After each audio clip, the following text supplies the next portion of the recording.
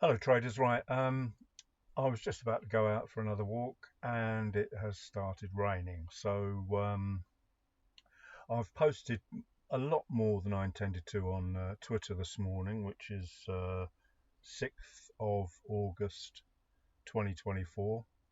I mean, I wouldn't do this stuff if I didn't absolutely love it. Trading, I mean, charting and analysis, and sharing when and where I can. And recent observation was that the EJ and GJ, EJ, GJ, the yen pairs and UJ, the ones that I watch anyway, had all pushed down. And those that follow me on Twitter will know I love the daily open line.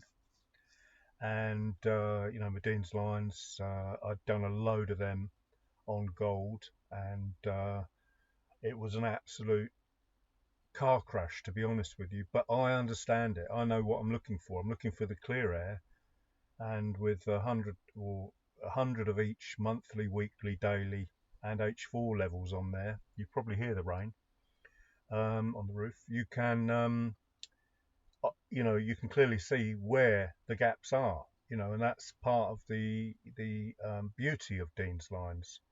So anyway, back to these three pairs: EJ, GJ. When you're ready, there we go. Testing the pivot and the daily open, and then UJ,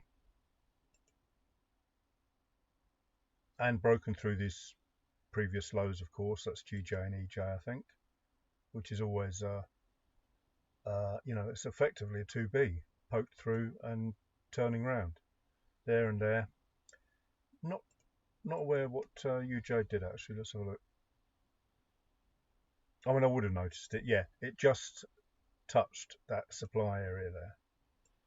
The open and close of those two green, that red and green candle. So as I say to you, it's always a zone. Oh, excuse me. I've got to work out how to pause this now. Right, I won't be editing that, so apologies for that.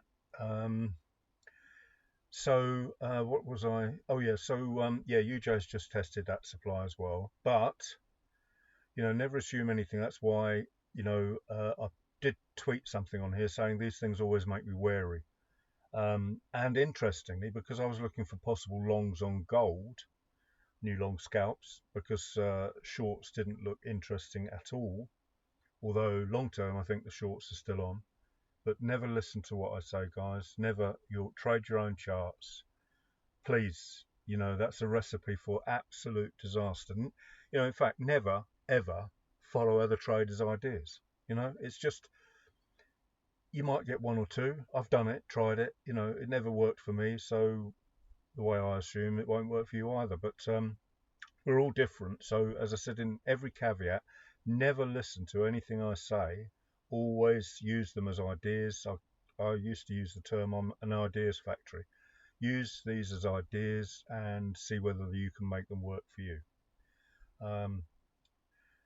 I think they're pretty good ideas compared with a lot, and I think I've got a pretty good idea of how to trade charts. I was thinking that as I was just making a coffee. So,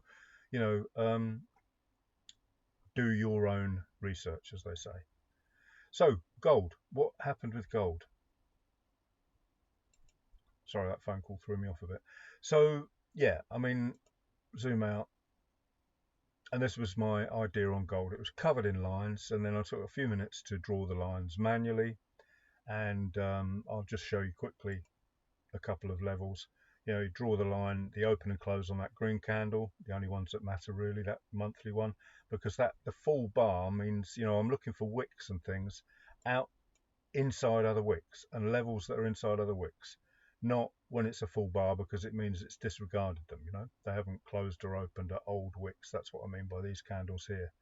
So let me have a look. Weekly. Yeah, so I'll do the open close, and I don't need to do the low because I was looking for longs. So anything above the price that I think will potentially affect a long scalp or give me an opportunity of a breakout through a level. For for a long scalp, that's what I'm interested in doing. So that's what I did. And then I did D1, all the D1s that I think might affect price. And you know, example, there's a D1 open there, D1 close there, D1 open there, D1 close there. Price is way down here, so it was more focused on this area. And then H4 likewise.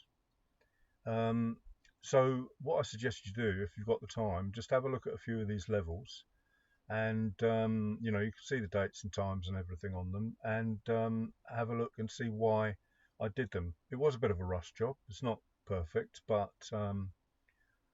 you know, there might be a few missing that should be there, or there might be ones there that shouldn't be there. You know, it's not an exact science, guys. So back to the actual little scalp. Oh, and I did put a couple of, and then obviously when you get down to this level, H1, you want to see what H1 levels might affect your price. So there's some there, but you can take this as far or as unfar as you want, whatever the word is. Going in, you know, there's levels over here now. This is a gap, but before I would even consider trading that long, I would then get down and dirty with the M30 levels and see what's going on there. Because you've got to remember, you know, just that little red candle there on gold from top to bottom is 50 pips, 40 pips, whatever, give or take. I mean, that's crazy. For me as a scalper, those represent absolutely amazing opportunities. You know, the next damage is that wick high or that close. So the wick is less important. So let's use that as an example for you right now. That wick is less important, in my opinion, than the potential close on that candle, open rather. So that is the gap. So let's, well, we can see where we are. Let's go down to M5. We'll look for the purple level above. And so those were those two levels, and that is the gap to the next level. That's 115 pips. That doesn't seem right to me. Maybe we should be looking at those levels. Yeah, we're looking at that. Sorry, I was just trying to locate the two levels below the highest level. So apologies for that, guys. So that's 27 pips. Scalp heaven, 25, 27 pips, whatever. That's just crazy. So obviously all these gaps are related. So this gap here, clear air, whatever you want to call it, is 53 pips. I mean, you know, I am actually speechless in the possibilities for scalpers to use Dean's lines and make money for them. So, you know, so back to this chart. You know, I was telling people on Twitter, I'm not really interested in shorts, and you know, this is the reason why. M5, M15, M5 rather. This is M15, the MACD equivalent of the RSI histo. Apologies, Dean, I still haven't got my head around your indicator yet, but I shall. I did have a play, but I was struggling with the ability to have it on multiple time frames. So if you're listening, Dean.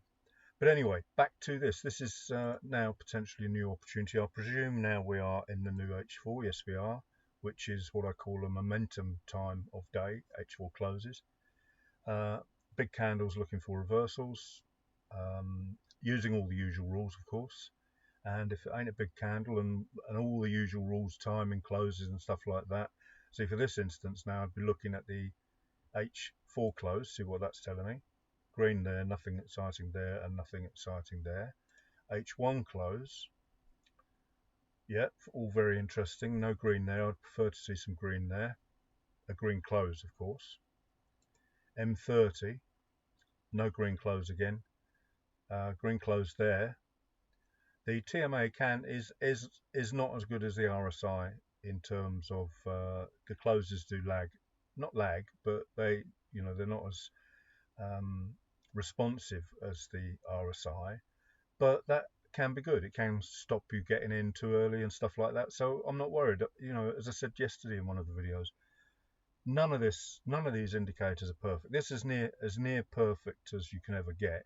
this actually complements this in the perfection stakes. So, as I say, once you trust one set of indicators, like the 3CR, for example, then I can build on that by adding the RSI, and then I can build on the RSI by adding the TMA, and now I've built on the whole batch, if you like, with the multi-time frame MACD.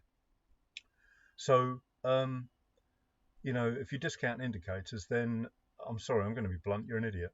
That's all there is to it. I did it. I was an idiot. And there is much, you will never, ever, in my opinion, stop learning from these things. So, and, who knows, might find another 2 or 3, but God forbid. But anyway, getting back on course. So, the RSI is telling me I should be looking along. What did M15 do? So this concerns me, because at 10 o'clock we didn't really show any growing momentum anywhere. That the M15 close is actually iffy, and that's, again, this is where the TMA comes, overrides the RSI stuff. So talk about belt and braces, it's just unbelievable now for me personally, and this is why my trading has gone into hyperdrive, as it were. So what can we see from here? Well, we've got a 2B, we've got a 1, 2, 3 high low forming, and I keep forgetting to say this as well. I see 2Bs differently to what Vic originally taught us. So even though technically, according to Vic, that's a 1, 2, 3 high low, this will always be part of a 2B, and that's why you could trade 1, 2, 3s within 2Bs as well, because effectively a 1, 2, 3 is a failure of the sellers to even get anywhere near the buyers. In other words, the buyers have just overwhelmed the sellers completely, and this is as nice or nicer than a 2B, because there's the 2B, there's the poke through, and you can see what's happened, which is what I said earlier when I started taking longs on gold, is that they've pushed it right to the limit in terms of demand, totally flushed them out, for want of a better expression, exhausted them is what I like to use with 3CRs, the exhaustion pattern, and here we go again. They've done the 2B, exhausted the sellers, and up it goes. So you will look, this is going up now. This would be a perfect, well, not perfect, but this would be a possible scalp, another scalp. You can see, a thought occurred to me in the walk this morning, that you can't fail to get better and better and better, just like sportsmen, musicians, whatever, pilots, surgeons, definitely, any sort of science related, data related, observation related business, and or skill, and it's a no-brainer. So if you're ever thinking about giving up trading, just think on this, that and if you're ever overwhelmed, which I've been there, done it, got the t-shirt, you think, oh no, I've had another loser, or they've hunted my stops, or I've been greedy and given away all my profits or whatever. Just know that you will get better, and it might take 5 years, 10 years, 15, 20 years, whatever. Have a break. Anyway, I've gone totally off topic now. I'm watching this gold creeping up. No, we're not in 5. I often think I'd prefer to be on Trading View, but I can't get, as I said, I can't get my perfect setup. But I know I can do offline charts with MT4 and get the 10-minute chart and the 3-minute chart that everyone uses and stuff like that. I would love to be, down to a level of 3 minutes and 10 minutes and all these intra and ticks and seconds and stuff, because at the end of the day, once you got to this level, you can never stop improving. So I'd be trading 10 minutes, I'd be trading 3 minutes. Where do you draw the line? I do this is now it was always an obsession really, but this is now an absolute pleasure. That's going to go, isn't it? I wonder what UJ is doing. You can't get them all, people, you have to draw a line somewhere. So What I do is either you know, don't trade them with pennies or whatever. You know, you've got to have your target. You want to make, I don't know, £100, £500, whatever. Excuse me. In a day, stick to that. You know, if that's one trade, stick to that, and then either move to demo or move to pennies. You know, pennies and demo. We're here to make money. Make your money. Look, I'm looking at you, Jay. Now I'm totally going up. I'm rambling. Sorry. I apologise, guys. I'm going to try and get better at that. But UJ is going down. We've got a 3CR down. We've got the green pullback. Now we're going down again. We've got that daily open line, which I said on Twitter, it makes me wonder what the hell's going on when two yen pairs weaker, really. You know, the dollar is the ultimate currency, and that is the one that leads the way at the moment with everything. You know, all these BTC boys said BTC is the new thing, crypto is the new thing. You know, they're all driven by dollar, and we can see what's going on here. So I wonder what's happening now with GJ and EJ. They're going to be going down probably. Yeah, they are. But well, what can I say? You got the pivot below. That's on my charts for a reason. That also makes me go because you know, and all sorts of things. You've got divergence here, part of our strategies. Everything that I do is there for a reason. Don't mention this enough either. You know, yesterday's levels. If you're going long and you're looking for a target, look at an old level. They are absolutely bonkers good for targets and to be wary of. Don't mention that hardly ever enough. But that's again why pivots are on my charts. You know, I said earlier, gold, tiny little gap can be 40, 50 pips. It's just crazy. And the other thing I don't mention enough, sorry I'm rambling, but while I'm on the roll, on a roll as it were, and my coffee's cooling down. The other thing I don't mention enough is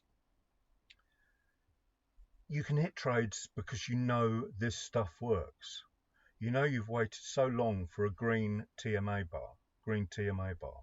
It's on our charts, guys. Just look left.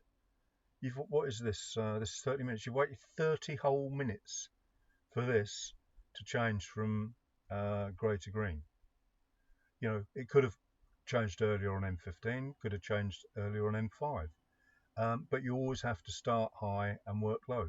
Another thing I don't mention enough, you're not waiting for the M30 to change because you might have missed most of the move unless you're happy to wait all day long for an hourly H4 or M30. You have to actually implement a lot of discretion using the lower time frames. But we've got the perfect tools here. You know, we've got the 2B reversals, we've got the 1, 2, 3 reversals, we've got the multi-time frame momentum, we've got the multi-time frame timing. You know, what more do you want? I bet gold's gone for it now. No?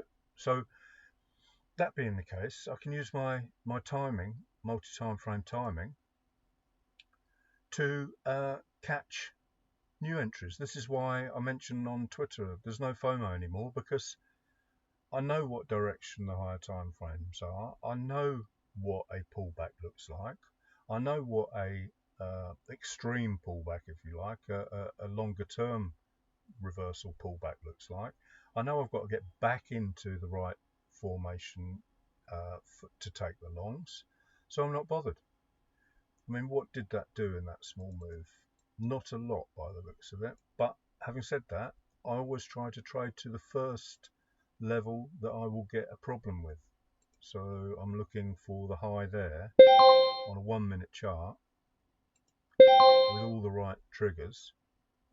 So, and again, another little tip, wouldn't have mentioned enough on Twitter, is that I don't wait for the close of that candle with the momentum, because momentum leads price. I'm waiting for the break of the level, which triggers the candle, which potentially might have been there, or the break of the high there, and that's 11 pips, 10 pips, you know, unless you spread or whatever. So, you know, that's it. And I've got my target. So hey presto, there's a 2B reversal. What can I say really? Okay, I think I've covered everything I wanted to cover in this. I wanted to talk about the correlation, the three yen pairs, the daily open line, the pivots, multi-time frame timing, and all that stuff. So, guys, if rather than making more work for myself by having to deal with comments on YouTube, what I prefer you to do if you are minded to comment on anything is comment with a link to the video on Twitter, because that's the way more people will look at the videos, because I'm only interested really in helping the Twitter people. You know, at the end of the day, YouTube guys need to come to my Twitter, then that's where it all happens. Look at that go again. I bet that UJ's going down. What time is it? 16. Yeah, 15-minute candles just closed, and what happens? Up she goes. But never trade impulses. You know, never trade just because the 15-minute has closed. Make sure you've made your plan, and make sure remember also that's important. There's a nice 2B form there actually.